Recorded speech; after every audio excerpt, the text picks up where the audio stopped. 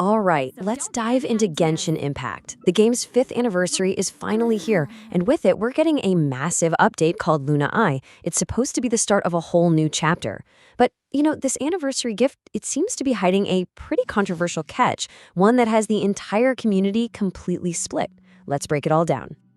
To really get a sense of the firestorm this has created, you just have to look at how players are reacting. This one comment from a Reddit thread just captures the feeling perfectly. It's a single, powerful verdict on a brand new game mechanic, and it really sets the stage for everything we're about to talk about. So, what's got everyone so fired up?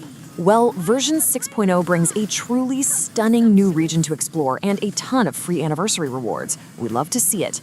But it also introduces a progression system that has just completely split the player base, pitting this promise of new adventure against a very real fear of a pay-to-win future.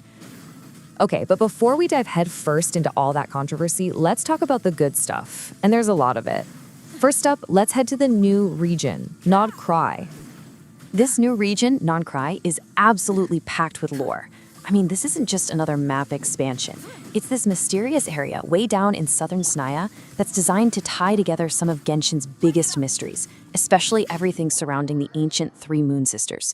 We're gonna meet new factions like the Light Keepers and the Frost Moon Scions, and get this, it's revealed that this is where the Traveler spaceship actually first landed on Teyvat, a huge lore bomb. Of course, a new update means new characters, so here's the banner schedule. Phase 1 kicks off September 10th and gives us a new 5-star Dendro Catalyst user, Llama, alongside a rerun for the powerhouse Archon, Nahida. Then, Phase 2 brings us another new 5-star, the Electro-Polar Meezer, Flunz, and she's paired with a huge fan-favorite rerun, Yellen.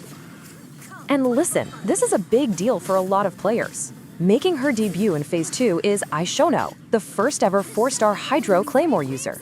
That's a combination the community has been asking about for years. And the best part? You can actually earn a copy of her for free through an in-game event, so everybody gets a chance to add her to their team. Now, this update isn't just about a cool new region, it is also the game's 5th anniversary, and you know what that means? Plenty of free rewards. And they're not holding back. Players are getting a ton of free stuff. We're talking a login event for 10 intertwined fates. That's a free 10 pull, plus 1,600 Primogems sent right to your mail. And you even get a free 5-star standard character selector, which is always a massive highlight. You add in a new gadget and pet, and on the surface, this all looks incredibly generous. Okay, so with all those free gifts, where's the problem? What's the catch? Well, that brings us to our next section, the Whale-Walled Endgame. The entire controversy, all of it, revolves around this one new item, the Masterless Stella Fortuna. See, it's the only material that will let you level characters past level 90. You need 1 to get to 95, and you need 2 more on top of that to reach the new cap of 100. So the billion-dollar question is, how do you get them? And this is where things just get wild. To get just one of these, you first have to get a 5-star character to Constellation 6, which means pulling 7 total copies of them. Okay, already a huge feat. Then, you have to pull an 8th copy of that same maxed out character. Only then do you get a single Masterless Stella Fortuna. So to get one character to level 100, you need 10 total copies of them. The odds are just astronomical for most players. Now, for anyone who's not deep in the gacha world, let's just quickly define 2 key terms here. C6 means Constellation 6, the maximum upgrade for a character, and a whale is a player who spends a significant amount of real money on the game. You really got to understand this to see the problem. So this new system, it just creates a massive divide.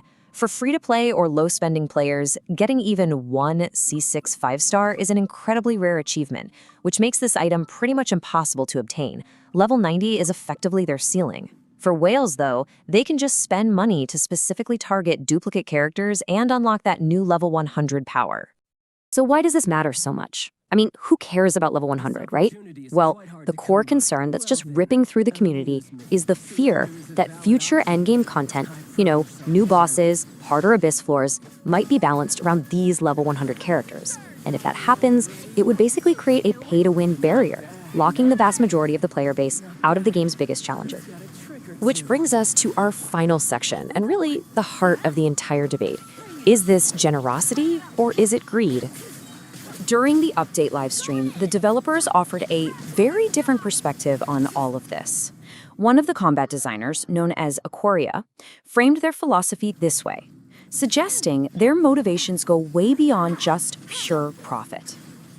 And they really leaned into this idea, framing all these changes as incredibly player-friendly. They highlighted a new long-term event that will grant up to 4 free 5-star constellations a year, which they say could help players. They emphasized that the Stella Fortuna system would be retroactive for past polls. They even joked about having a reputation for not wanting to make money.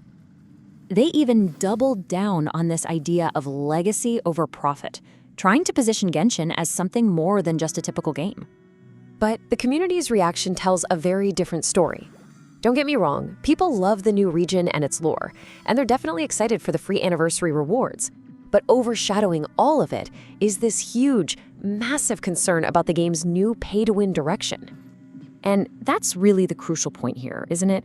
This massive disconnect. The developer's almost self-congratulatory, idealistic tone has clashed so sharply with how many players perceive this new system. This isn't just a minor disagreement, it's a huge debate about the very future and philosophy of Genshin Impact. Which leaves us with the central question of this entire update. You've got a wealth of amazing new content and generous freebies on one hand, and a new progression system that seems built exclusively for the biggest spenders on the other. So is this the price of idealism, or is it a new benchmark for greed?